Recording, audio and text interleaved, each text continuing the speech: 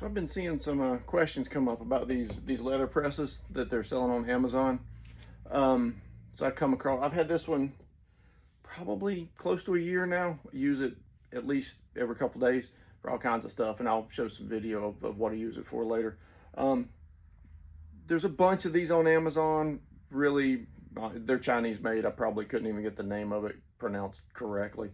But they all seem to be made probably same factory, very similarly. There's some American made ones of these too, and I would have legitimately preferred to have and even spent more money on something that was made in the States. But there's a big problem that I found with those. When you get to the additional equipment here, it's all proprietary. So if you buy, Company X's press, you have to buy Company X's dies. And they really don't even have all the dies for stuff that I wanted to use it for. Plus, they just didn't do it. It just didn't do everything I wanted. And this has a drill chuck. And basically, pretty much anything that's round or close to round, you can chuck up in there. And then you can use it. And that's why I went with this one. Like I said, I would have paid more money for something built a little bit nicer if it would have been more, if it would have had more options. That's my biggest problem, is I've been doing this over 15 years now. I've got drawers full of tools and dies and stamps and all kinds of stuff that I already have. And then spending hundreds of dollars to replace stuff that I already have would have been a pretty significant addition to just the press. It would have doubled, maybe tripled the amount of money that I had to spend on that press. So I gave this one a shot. And I've been seeing a bunch of them come up on the leather questions on the leatherworking side of Reddit. So I figured I'd throw a video up here. I'll post that over there shortly. And we're gonna flip the video around and show you what some of what this will do. Okay, so the press here is pretty simple. You can adjust it. I've got it mounted, bolted to the dresser here, an old dresser, my daughter's. You can adjust this up and down. However, the adjustment is really annoying. So I come up with a solution for that. I'll show you in a second. And then you just have a standard kind of drill press chuck here. A lot of times you don't even need to use a tool to tighten it. You can tighten it by hand. And then you have the handle there. So we're going to start with a rivet.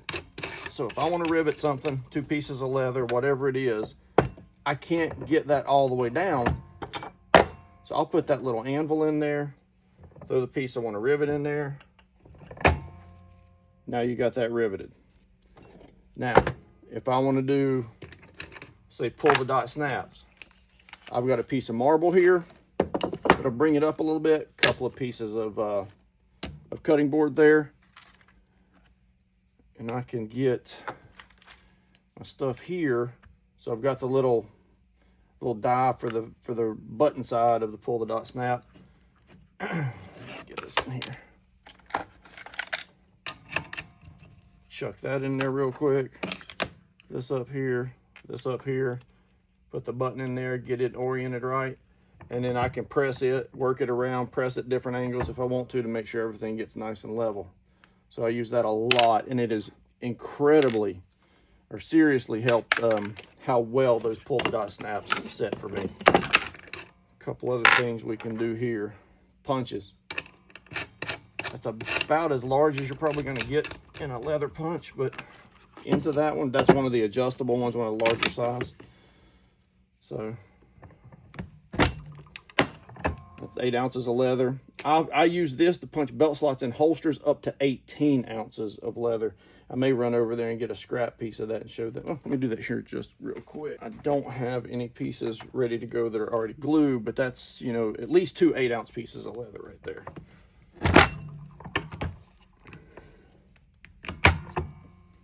So there, got a hole in there. I want to cut strap ends for a belt.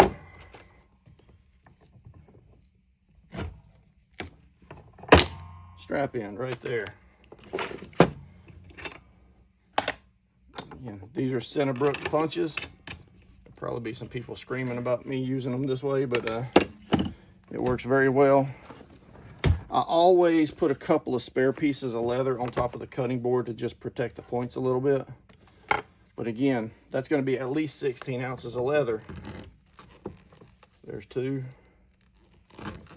2 more, or 1 more. I'm just doing 1 at a time there, judging by the one before. A lot of times when I'm doing this, I'll go along my stitch line. I'll just tap it with the leather and preset my holes and mark them, and then I'll go through and just chunk, chunk, chunk, and take all those, do all those at one time.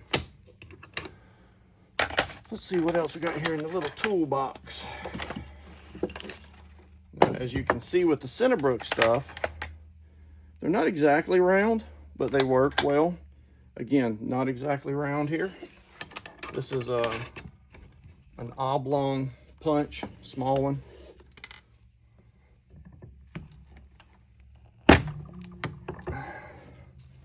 So there, you got that hole right there. And I've got any number of different hole punches, rivet setters, stuff like that in there. The main thing that I found to make this a lot easier for me was trying to making the bed adjustable instead of trying to adjust this every time.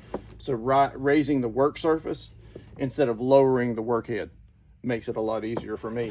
So, you know, you could, like I said, you can usually get these for free if you have somebody that has if you have a marble company near you that does cabinets and stuff. They usually got this stuff sitting outside, or they give it away. This is just pieces from a large cutting board I've cut into a couple of pieces. And then if you work leather, you got tons of scrap leather around, and this little anvil here is pretty handy.